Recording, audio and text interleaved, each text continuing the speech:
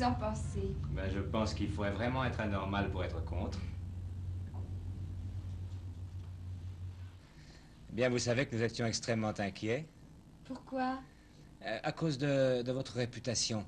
Il paraît que vous ne venez jamais au rendez-vous. Pas seulement à ceux qu'on vous donne, ce qui serait presque normal venant de vous, mais à ceux que vous donnez vous-même. Est-ce que c'est vrai? Ma meilleure réponse, c'est d'être ici. Mais c'est peut-être la première fois que vous pouvez répondre ça. Est-ce que c'est le début d'une nouvelle carrière? Est-ce que nous assistons à la naissance d'une nouvelle Brigitte Bardot? Ça, c'est intéressant. Ça, c'est un beau Ah oui, reportage. vous croyez? Non, mais quand même, je vais à certains rendez-vous. Moi, je crois tout ce qu'on dit, vous comprenez? Dans le fond, chère Brigitte, vous n'avez pas très bonne réputation. Est-ce que vous savez Mais ce vous qu'on êtes vous venu reproche? ici pour m'insulter? Non, mais pour faire le point, pour que vous puissiez répondre à ceux, justement, qui Ah ne sont bon, pas agréables. d'accord. Il faut que je vienne ici pour me défendre, en somme. Pourquoi pas? Profitons-en. Ben, je dois dire que j'ai eu une période, il y a à peu près 6 mois, où je me fichais de tout, je n'allais pas du tout au rendez-vous, mais maintenant, je le fais très sérieusement. Mais c'est Vous formidable. voyez, d'ailleurs. Mais je dois dire d'ailleurs que j'ai parlé il y a quelque temps avec la productrice du dernier film que vous avez tourné, celui qu'on passe en ce moment, La mariée est trop belle. Oui. Et elle m'a fait de vous un tel panégyrique, elle m'a tellement dit des choses aimables sur vous, qu'enfin que j'ai voulu voir ça par moi-même. Et qu'est-ce que vous en pensez?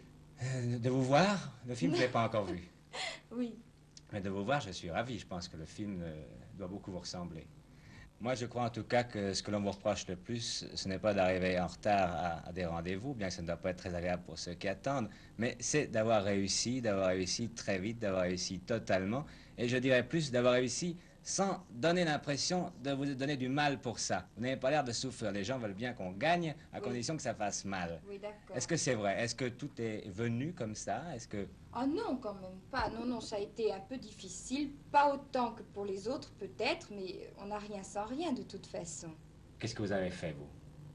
Moi, j'ai quand même eu des débuts... Vous avez quand même tiré des cordons de sonnette, vu J'ai des pas gens... tellement tiré des cordons de sonnette, non, mais j'ai eu des débuts pas très faciles et comme tout le monde, enfin j'ai eu beaucoup de chance surtout. Ça c'est vraiment ce qui m'a aidé le plus, c'est la chance et ça je suis ravie parce que... Enfin, vous êtes arrivé, vous avez dit me voilà, on vous a maintenant des rôles. J'ai pas du tout dit me voilà. Bon. Si j'avais dit de me voilà... On vous a dit vous voilà, c'est encore pire. Je sais pas. Non, vous savez, il y a eu un début pour moi. Oui. Mes premiers films n'ont pas été une réussite. Et vraiment, j'ai cru que je ne ferais jamais rien. Et puis, j'ai été en Italie. Et en Italie, on m'a fait faire des films qui étaient des films peut-être pas très bons, mais où j'étais bien photographiée, où il y a une bonne publicité. Et ça a permis à la France de voir que peut-être je pourrais faire quelque chose. Et depuis que je suis revenue d'Italie, c'était il y a 2 ans, je crois, j'ai commencé vraiment à travailler sérieusement. C'est à cause de l'Italie, en somme. Et de la chance. Et toutes ces couvertures, sur tous les journaux, on ne voit que votre photographie depuis 2 ans. On ne peut pas ouvrir un magazine danois, chinois. Mais il vous fera un grand appartement pour mettre tout ça. Ah ben justement, je suis en train de m'acheter un appartement, mais je vais Exprès mettre... pour ça? Pas pour ça, non. Non, pour prendre des bains de soleil. Ah. Je m'achète un appartement avec des terrasses pour pouvoir prendre des bains de soleil. Plusieurs terrasses? 2. Selon l'exposition. Oui, 2. Il faut tout prévoir. Vous viendrez faire une émission, là. Moi, je suis très bon pour les bains de soleil. Mieux que pour les émissions. Dites-moi, Brigitte, est-ce que, puisque nous essayons d'approfondir Oui. le problème, de Oui. dire tout ce qu'on a à dire, Oui. est-ce que c'est vrai ce que l'on prétend, que vous ne lisez pas les scripts que vous tournez? C'est-à-dire que vous les lisez au moment de les tourner? Mais c'est-à-dire que Ah, c'est donc un peu vrai. je les lis, bien sûr, parce que je veux connaître, puis ça m'amuse de connaître l'histoire que je vais tourner. Ça, j'aime bien. Mais souvent, je ne lis pas, je ne travaille. Si, enfin, je travaille au moment de tourner seulement, pas avant. Parce que quand je travaille une scène trop longtemps à l'avance, je ne suis pas très bonne comédienne et je perds mon naturel. C'est pour ça que j'aime mieux le faire au dernier moment. Ça, je ne sais pas si j'ai raison ou tort, mais je crois que j'ai plus de naturel comme ça. Jusqu'à présent, ça me vous vient a pas comme mal ça. réussi. Parce qu'il y a tellement d'acteurs et d'actrices qui se penchent sur le scénario dès sa première ligne Oui. et qui essayent de le faire corriger, pas vous. Ah non, ça moi je fais entièrement confiance aux gens qui écrivent. Ils ont beaucoup de talent pour écrire et le font sûrement mieux que moi. Dites-moi, Brigitte, récemment, entre autres grandes productions internationales que vous avez tournées, vous en avez fait une avec une grande vedette qui s'appelle Élisabeth d'Angleterre. Oh, oui. Qu'est-ce que vous pensez de la reine d'Angleterre? Oh, écoutez, elle est charmante. Vous êtes très bien entendues toutes les deux. Oh, mais j'étais malade de trac, de peur. Vous savez que c'est très impressionnant d'être présentée à une vraie reine. J'ai jamais essayé, Et, mais je crois. mais au fur et à mesure que je la voyais s'approcher de moi, Je perdais cette peur qui m'avait envahie avant parce qu'elle a un sourire et une douceur dans le visage sensationnelle et elle a été adorable. Elle m'a parlé en anglais. J'étais C'est sa langue affolée parce que maternelle, je j'avais crois. peur. Hein? C'est sa langue maternelle, je crois. Oui, la princesse Margaret m'avait parlé en français d'ailleurs, Ah bon? oui. C'était Mais à amusant. la même présentation, à la même cérémonie, il y avait également Marilyn Monroe. Oh oui. Laquelle des deux, de la reine et de Marilyn Monroe, vous a davantage impressionné? Bah, écoutez, vous exagérez quand même de comparer une reine et Marilyn Monroe. Remarquez, elles sont toutes les deux très célèbres, chacune dans leur genre. Mais enfin, on ne peut pas les comparer, c'est pas Je crois en tout possible. cas pour vous que la reine d'Angleterre, ce serait plutôt un rôle de composition. Oui. Sacha Gordine, c'était pourquoi tout d'un coup, de votre part, ce silence, cette éclipse? Je crois d'ailleurs que puisque vous avez décidé de parler, eh bien, nous vous écoutons. Ben, c'est-à-dire qu'en 50, j'ai eu un échec commercial venant de Juliette ou la clé des songes, qui, je suis toujours persuadé, est un film magnifique, qui n'a pas plu au public. Il y a eu des cabales d'ailleurs au sujet de ce film, et à la présentation au Festival de Cannes, il y a eu quelque chose d'organisé contre. Vous croyez? Ah, j'en suis persuadé. Mais vous pensez que le fait d'avoir un échec, d'avoir fait un échec financier suffit pour vous empêcher de tourner? Je connais personnellement de quantités de producteurs, on ne va pas les nommer parce que c'est une émission très gentille ici, qui ont eu de très nombreux échecs et pourtant ça ne les empêche pas d'en avoir d'autres. Ben, en ce qui me concerne, c'est compréhensible parce que je n'ai jamais eu de commanditaire. Alors j'étais tout de même assez faible en trésorerie. Vous étiez tout seul? Absolument tout seul. D'une tout le façon temps. générale, les films ne se produisent pas tout seuls. Il y a de très nombreux commanditaires. En général, oui. Mais moi, je n'en ai jamais eu parce que personne ne faisait confiance dans le genre de film que je faisais, dans le choix des sujets ou des acteurs qui étaient inconnus. Et alors vous avez dit vous arrêter, Bah, brusquement. j'ai dû m'arrêter parce que j'étais sans soutien et c'était absolu. Et je quoi. crois d'ailleurs qu'il suffit d'avoir un échec pour qu'aucun soutien ne vienne, n'est-ce pas? Oui, absolument. À ce moment-là, tout le monde se retire. Mais enfin, écoutez, Gordine, moi je vous connais depuis très longtemps et la première fois que je vous ai rencontré, c'était chez vous. Je suis entré dans votre salon et à la place du piano à queue, il y avait une voiture de course. Vous étiez en train de trafiquer là-dessus des cylindres, des carburateurs, etc. C'est pas très sérieux pour un producteur, d'ailleurs, mais c'est peut-être votre côté justement le plus sympathique, ça- c'est qu'on n'est pas sérieux. Ça, c'est une passion. Et... Bon, mais ce que je veux dire, c'est qu'un monsieur qui fabrique des voitures de course dans son salon, alors que on sait parfaitement que des entreprises très importantes n'y arrivent pas toujours dans leurs usines, n'est-ce pas? Ça prouve en tout cas qu'il a le goût de tenter, qu'il a le goût du risque. Donc, même sans argent, je suis sûr que vous n'aviez pas abandonné l'idée de faire des films et que vous avez essayé. Bien sûr que j'ai essayé. Seulement, à ce moment-là, je me suis heurté à l'incompréhension des organismes professionnels et j'ai eu une obstruction systématique contre moi. En tout cas, il y a eu autour de vous un mouvement d'opinion absolument exceptionnel. Des gens se sont émus de votre situation, ils l'ont trouvé tout à fait injuste. Et on a vu une chose qu'on n'a jamais vue, je crois, dans l'histoire du cinéma mondial. On a vu de très grands metteurs en scène vous proposer d'eux-mêmes de faire pour vous un film gratuitement. Qui étaient ces metteurs en scène? Eh bien, il y a Carnet, Gayat, Ophuls, Allégret, Pagliero, Lampin, Calef, Potier, j'en oublie, mais enfin, qui m'en excuse. Et avec cette magnifique affiche, vous n'avez pas pu monter cette affaire. Parce qu'il ne suffit pas, hélas, d'avoir ces concours, il faut pouvoir arrêter un tas d'éléments, c'est très complexe, et il faut pouvoir assumer des responsabilités que jusqu'à maintenant je n'ai pas pu faire. Cette affaire est toujours valable. Vous pensez pouvoir la réaliser un jour? Toujours, je suis persuadé, ils m'ont tous assuré de leur concours, et je suis persuadé de le faire. En tout cas, il y a une chose qui nous fait très plaisir, c'est que nous nous trouvons aujourd'hui sur un plateau de cinéma dans le décor d'un film dont vous êtes le producteur. C'est donc que vous êtes revenu à la production. Vous avez trouvé de l'argent? Non, non, pas de l'argent, mais j'ai trouvé des concours, des sympathies, des appuis qui me permettent de recommencer la production avec la Polka des Menottes, qui, à mon avis, est un excellent sujet comique. Et je ne suis pas du tout gêné de le faire, oui, parce qu'à mon avis, il n'y a pas de petits ou de grands films, il n'y en a que des bons ou des mauvais. Et j'ai beaucoup d'espoir en celui-là, qui est très soigné au point de vue technique, et que je n'ai pas du tout de complexe à signer. C'est absolument l'équivalent au point de vue soin de ceux que j'ai pu faire. Pour vous, vous restez dans la même ligne. Oui, je ne veux pas changer, j'accorde la primauté au scénario et à la qualité de réalisation. Mais alors, si j'ose dire, vos erreurs ne vous ont rien appris. Bah, je les regrette dans la mesure où elles m'ont mené où je suis, parce que je reviens de très loin. Mais je pense que ces erreurs, pour le cinéma français, je pense quelquefois qu'elles ont pu être profitables. Nous le pensons aussi. En ces temps troublés, vous croiriez que les gens ont envie de se distraire. Et d'ailleurs, quand vous consultez les statistiques, vous vous apercevez que les 10 meilleures recettes depuis le début de la saison comporte 7 films gays. Mais il y a quand même sur ces 7 films, 2 films à grand spectacle, l'un qui est La Mousson, où l'on voit des grandes inondations, et l'autre qui est Trapèze, où l'on voit des accidents de trapèze volant.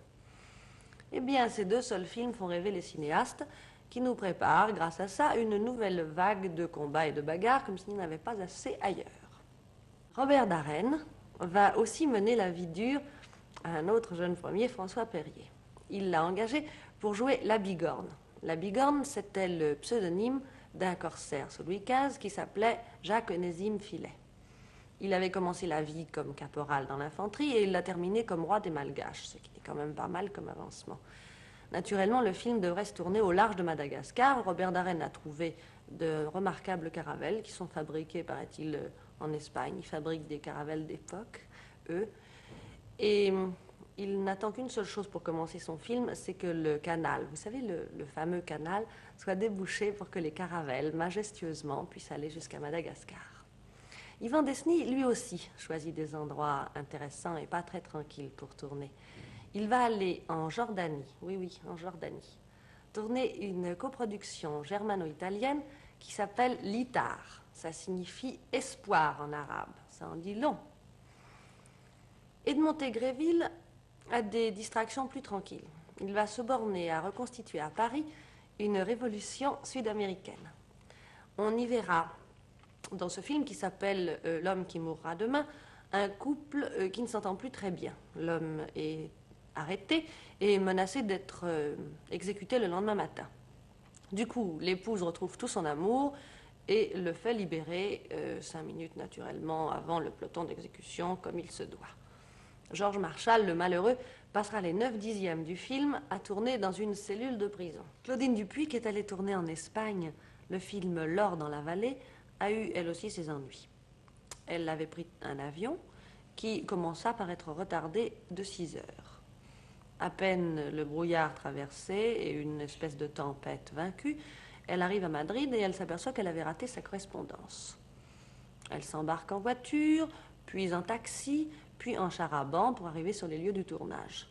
Quand elle est arrivée absolument rompue, elle est tombée sur une production en pleurs qui se disait déjà qu'elle avait perdu sa vedette, car le train qu'elle devait prendre venait de dérailler.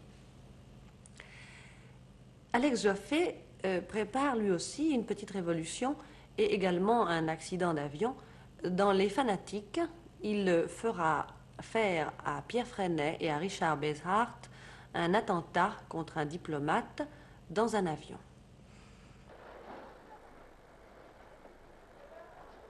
Ces trains, gare de Lyon, ne partent pas aujourd'hui pour rendre service à des voyageurs, mais pour faire plaisir à un metteur en scène. Celui-ci, en effet, Billy Wilder, est venu tourner chez nous un film dont le titre français n'est pas encore arrêté, le titre américain « Amour dans l'après-midi » étant, paraît-il, inaudible pour nos chastes oreilles. Quant au titre original du roman dont le film est tiré, Ariane, jeune fille russe, il est naturellement inaudible pour des oreilles américaines. Monsieur Wilder, nous sommes extrêmement contents, oui, savez-vous. Nous sommes extrêmement, on n'est pas dans un wagon-restaurant pour rien, nous sommes donc extrêmement contents, dis-je, de vous rencontrer, d'abord parce que nous aimons beaucoup vos films, que ce soit Lost Weekend, que ce soit Le Gouffre Chimère, que ce soit Sunset Boulevard, et d'autre part parce que vous êtes une vieille connaissance. Avant, en effet, de devenir un grand metteur en scène à Hollywood, vous avez été un grand metteur en scène, un écrivain européen. Vous êtes d'ailleurs d'origine européenne. Oui, je suis d'origine autrichienne. Origine autrichienne. Et vous avez d'abord travaillé en Allemagne. J'ai travaillé en Allemagne comme journaliste, après ça j'ai écrit des scénarios et après... Vous avez notamment fait le scénario d'Émile et les détectives. Oui, et les autres. Et j'ai écrit des scénarios jusqu'au moment où M. Hitler est arrivé. Oui, parti pour il a écrit Paris. un autre scénario, lui. Oui. Vous êtes parti pour Paris. Pour Paris et j'ai écrit et j'ai fait la mise en scène d'un film ici à Paris. Après ça, je suis allé en Amérique, où je travaille maintenant.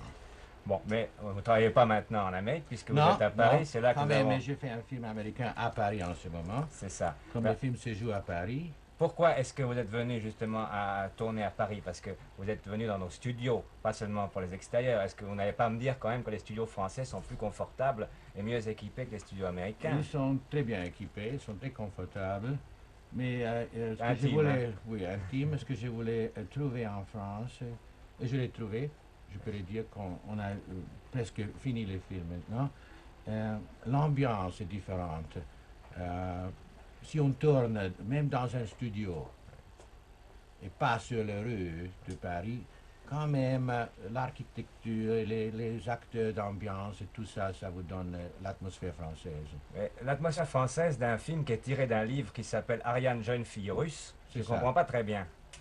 Ariane, jeune fille russe, c'est un vieux roman par Claude Anet, qui était suisse, mais il a écrit dans la langue Parce française. que vous savez, en France, on lit surtout les romans étrangers, les romans américains. Alors Oui. vous, en étranger, vous lisez les romans européens, français ou suisses. Alors, quelle est l'histoire exactement? L'histoire, je me rappelais de ce roman et on a fait, comme vous savez, le film il y a 30 ans en deux versions, en allemand et en français. Je me toujours rappelé de ce film. C'était très très fort, très romantique.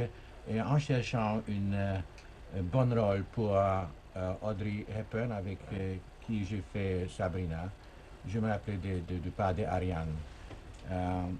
J'espère que les gens qui se rappellent du roman ne sont pas très malheureux que j'ai changé beaucoup de choses parce que le roman a été écrit en 1923 ou 4 où il y avait une immigration russe. Il n'y a plus de jeunes filles russes sauf les jeunes filles qui travaillent dans les consulats russes. Ouais. Alors on a fait une fille française, parisienne. Les jeunes filles russes ne conduisent pas les taxis chez nous. Non, oui c'est ça. Ce sont les vieux comtes, les vieux ducs russes qui ont... Archiduc, Archiduc. grand-duc. Oui, grand-duc. oui. Et le film se joue à Paris. On a inventé le pas de père d'Ariane qui n'existait pas dans le roman. Qui sera joué par Maurice Chevalier. Maurice Chevalier. Il est un détective privé. Et en principe, le thème du film, c'est une histoire d'amour entre un Don Juan, Un Don Juan. un Don Don Juan, Juan, oui. Don Juan, et une très jeune fille française. Le Don Juan, dans mon cas, c'est un Américain, un businessman, qui fait beaucoup de... il est partout, il fait beaucoup de business au tout le monde. Ouais. Et par sur le marché, il trouve le temps d'être Don Juan. Don Juan, Les c'est Américains ça. sont très forts. Ils sont assez forts, oui. Pas moi, mais le type à ma droite, il est très fort.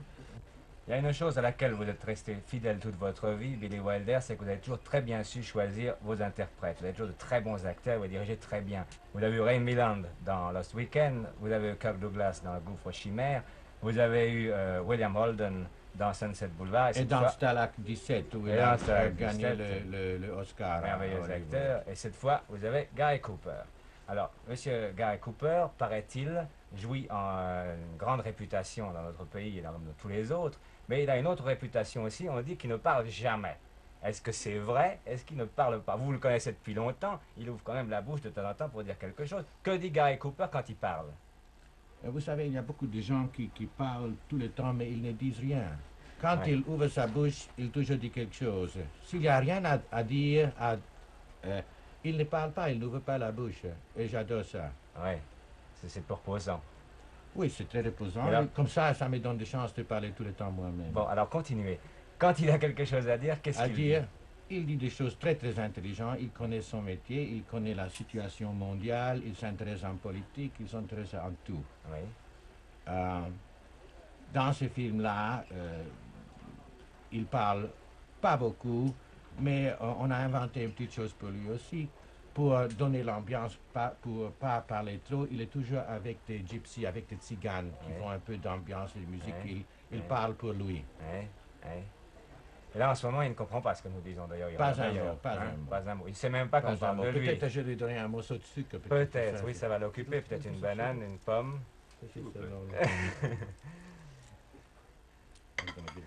Bon, vous le connaissez depuis très longtemps. Oui, c'est la première fois que je travaille avec lui comme metteur en scène, mais j'ai écrit 2 films pour lui avant. Oui. C'est La 8e femme de Barbleu.